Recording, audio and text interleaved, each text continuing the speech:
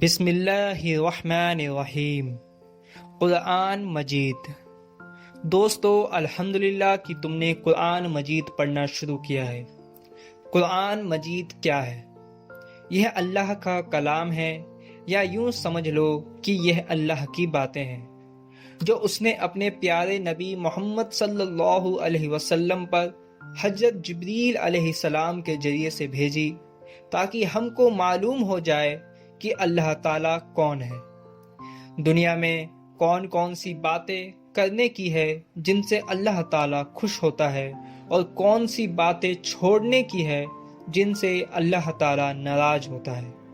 مرنے کے بعد ہم کو قیامت کے روز دوبارہ زندہ کیا جائے گا، تاکہ جس نے اللہ تعالیٰ اور اس کے رسول صلی اللہ علیہ وسلم کے بتائے ہوئے اچھے کام کیے ہو، اس کے بدلے اس کو جنت ملے اور رہے وہاں ہمیشہ ہمیشہ رہے، اور جو اس کا جی چاہے وہ اس کو ملے۔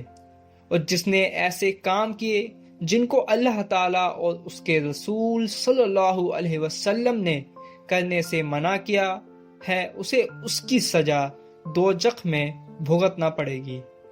جس نے اللہ تعالیٰ کے ساتھ شرک کیا ہے، اسے اس کو معاف نہیں کیا جائے گا۔ اس کے علاوہ وہ اللہ تعالیٰ رحم کرنے والا ہے، جس کو چاہے بخش دے۔